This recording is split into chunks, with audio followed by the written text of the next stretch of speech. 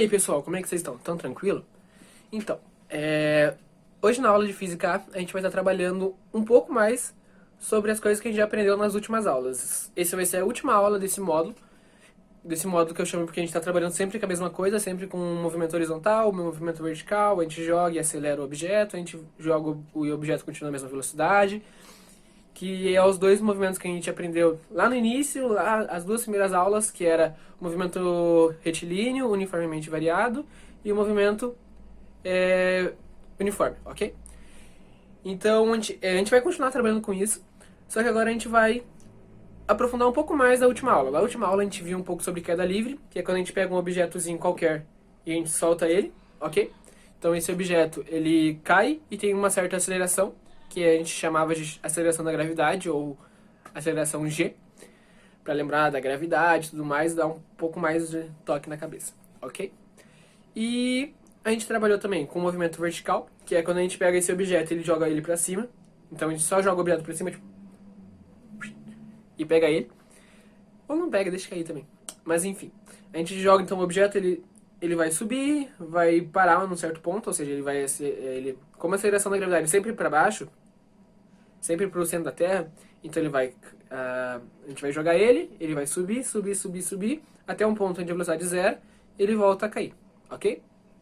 A gente também tinha o movimento vertical não, desculpa, o movimento horizontal, que é quando a gente tem um objeto qualquer e ele é solto, então ele vai começar a cair, e cai infinitamente, e é isso aí, acabou o vídeo, brincadeira.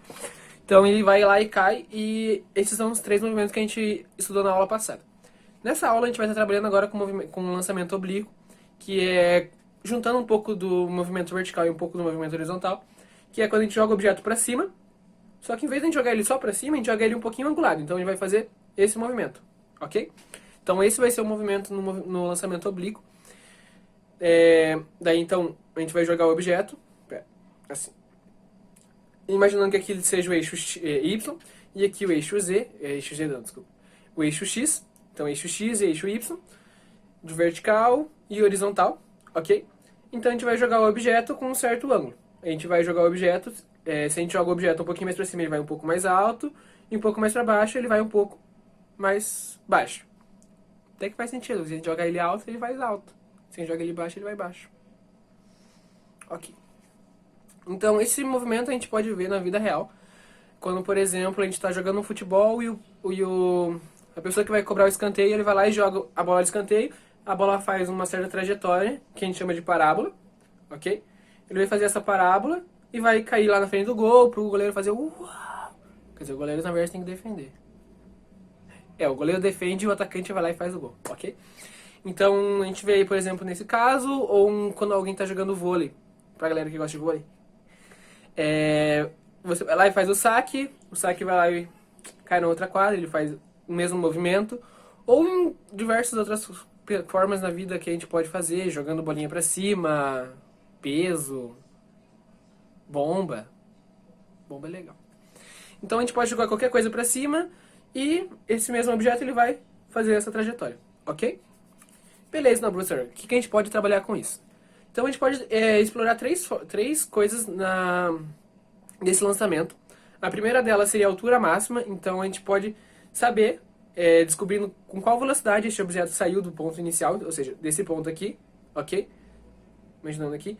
Então a velocidade que o objeto sai daqui, a gente pode ter que essa velocidade tem relação, ok, com a altura.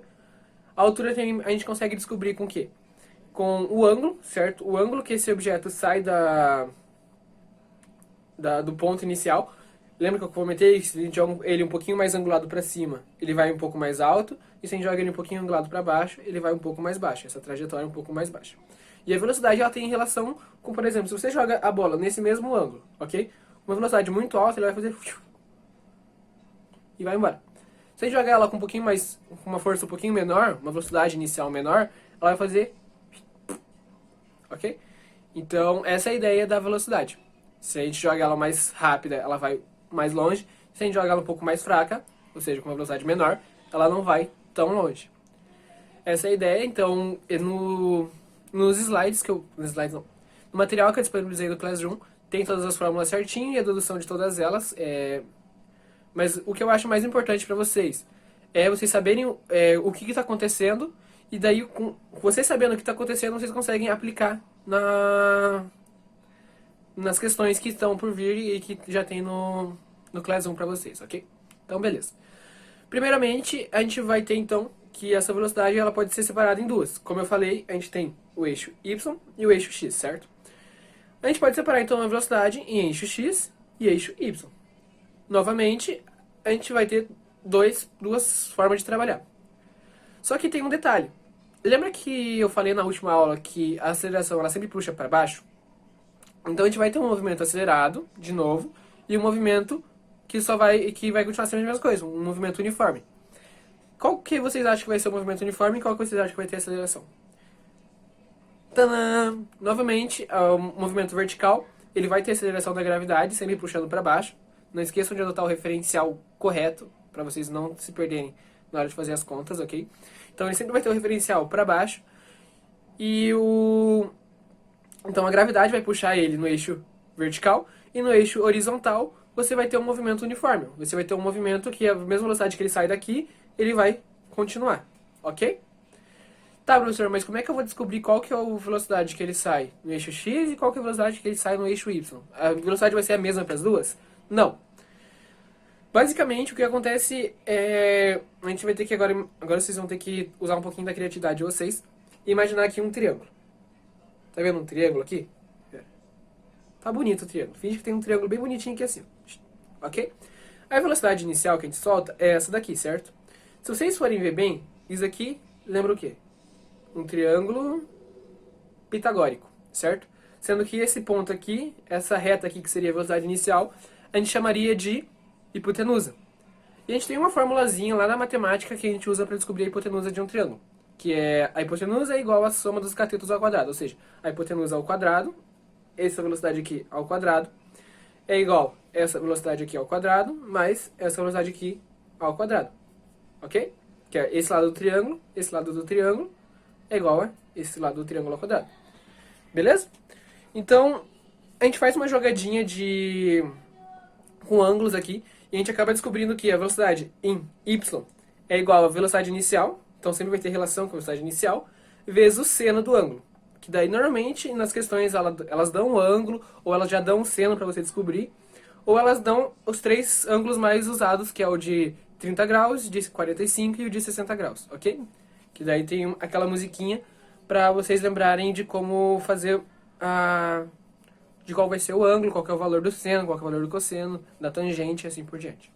Então, beleza, professor. Então, você disse que a velocidade em y é igual à velocidade inicial, que normalmente o exercício dá, ou já dá forma de você calcular, e vezes o seno, certo?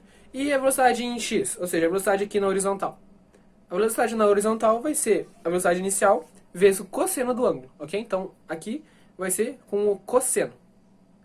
Tá. Dito isso, a gente sabe já qual que vai ser a velocidade inicial. Lembrando que essa aqui é a velocidade inicial em x e a velocidade inicial em y. Tá, professor, mas você disse que a velocidade vai permanecer constante em x. Sim, a velocidade em x vai permanecer a mesma que a gente começou o exercício. Porém, a velocidade em y, ela vai ter um momento que ela vai começar a diminuir, certo? Como ela está subindo e a gravidade está puxando ela para baixo, você imagina que tem a velocidade aqui indo para cima e tem alguma coisa puxando ela para baixo. Então ela está aqui, ó, tentando ir, mas diminuindo com o tempo, ok? Daí a hora que ela chega aqui em cima, ela vai começar a descer de novo. Então beleza, então agora vamos trabalhar o que acontece quando ela chega aqui em cima, como eu comentei.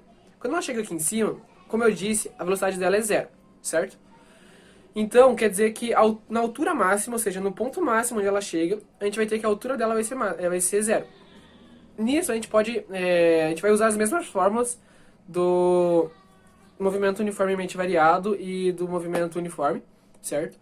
Então, a gente vai ter a fórmula do sorvete, a fórmula do vovô e vovó e aquelas coisas todas, do vovô atômica, entre outras coisas. A única coisa que a gente vai mudar é essa aceleração que a gente chamava de A gente vai começar a chamar de G, para ficar mais fácil de lembrar que é de gravidade. E também o S, que a gente usava de space, de espaço, a gente vai começar a usar o h de novo de altura, ok? H de altura. Muito bom. Enfim, então a gente vai trabalhar dessa forma. E se a gente pegar, por exemplo, a equação de Torricelli que a gente tinha, que é o de vovô comeu vovó mais duas amigas, a gente pode pensar que como a velocidade é zero, ou seja, a velocidade aqui nesse ponto aqui é zero, a gente zera aquele ponto, certo? A gente zera aquela equação e a gente consegue descobrir o h, certo? Então a gente zera aquilo lá, isola o restante das incógnitas, igual tá no conteúdo que eu passei pra vocês no Classroom, e a gente vai ter então a fórmula da altura máxima, ok? A gente também pode fazer isso aí com o tempo de subida. Tá, professor, como é que a gente vai fazer isso aí com o tempo de subida? O que o tempo de subida tem? Quando a gente chega aqui em cima, certo? Então aqui em cima vai ser o tempo de subida. Ou seja, o tempo que ele demorou de vir daqui até aqui. Tá bonitinho, né? Até aqui. Então a gente tem esse tempo de subida aqui, que é o mesmo ideia da altura máxima. Quando a gente chega aqui em cima, a velocidade vai ser zero, certo? Porque como a gente jogou o objeto, a hora que ele chega aqui em cima, que vai ser o tempo total da subida, ele vai chegar aqui em cima com zerado, ok? Beleza, então. O que eu posso tirar disso? Eu posso tirar disso a seguinte coisa. Quando a gente chega aqui em cima, a velocidade é zero. Tá, professor, mas eu vou usar então a mesma equação que eu usei antes, eu vou ter que usar de novo Torricelli e eu vou zerar o quê? Eu vou isolar o quê? Bom, Torricelli não tem tempo. Então, o que a gente vai usar? A gente pode usar a fórmula da vovó atômica, que é V igual a V0 menos A vezes T. Que a gente pode colocar esse A como G, certo? Então, beleza. Então, a gente sabe que a gente quer descobrir o tempo. A gente tem o V final, certo? A gente tem o V0, então a gente sabe que vai ser V0. E o menos gravidade vezes T, a gente isola a gravidade. Pronto, nós temos a fórmula do tempo de subida, igual eu passei no Classroom, ok? E por último, a gente tem o tempo total, ou seja, o tempo total do movimento, o tempo que ele vai subir e vai descer. Como a aceleração da gravidade ela não muda, ou seja, ela vai ser a mesma o percurso inteiro, o tempo de subida vai ser o mesmo tempo que ele vai demorar para cair, certo? Então, o mesmo tempo que ele demora para chegar aqui em cima é o mesmo tempo que ele chega aqui de cima até aqui embaixo. Então, a gente tem que o tempo de subida, o tempo total, desculpa, vai ser 2 vezes o tempo de subida. Simples assim. Tá, professor, e a última coisa que a gente consegue descobrir desse movimento? A gente consegue saber o alcance máximo desse objeto. Como assim? O que seria o alcance máximo? Onde mais longe esse objeto que a gente jogou consegue chegar. Então, se a gente jogou o objeto daqui, ele andou até aqui, a gente sabe que o alcance máximo é essa distância aqui, certo? Já se a gente jogou o objeto, ele chegou até aqui assim, então sabe que o alcance máximo do objeto é esse daqui, certo? Na fórmula do alcance, a gente trabalha um pouco mais com a parte de seno, de velocidade, a gente isola algumas partes, igual tá no Classroom de novo, e a gente vai chegar então que o alcance máximo seria igual à velocidade inicial vezes o seno de 2θ, ou seja, o seno de 2 vezes esse ângulo que a gente tem inicialmente, assim é melhor pra fazer. Esse ângulo que a gente tem inicialmente, então esse ângulo, lembrando que o ângulo é sempre a parte de baixo, ok? Sempre do eixo x pra reta que a gente está querendo. Então, quando você vai pegar ângulo, você não pega esse ângulo aqui. Opa, você não pega esse ângulo aqui. Você pega esse ângulo de baixo até a reta aqui, certo? Então, beleza. Então, a gente vai ter 2 vezes seno de 2 vezes essa θ dividido pela gravidade, certo?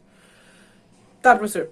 O que pode cair de exercício sobre isso? Bom, na parte de teoria, pode cair muitas vezes qual que é o melhor ângulo para você jogar, qual que vai ser a altura máxima, enfim, pode cair muita parte teórica e muita parte prática também, ou seja, fazer exercício. No Classroom eu deixei uma base bem boa de exercícios, e semana que vem eu e os outros professores da área de física vamos estar preparando uma surpresa para vocês, então fiquem ligados lá no grupo, e bons estudos a todos!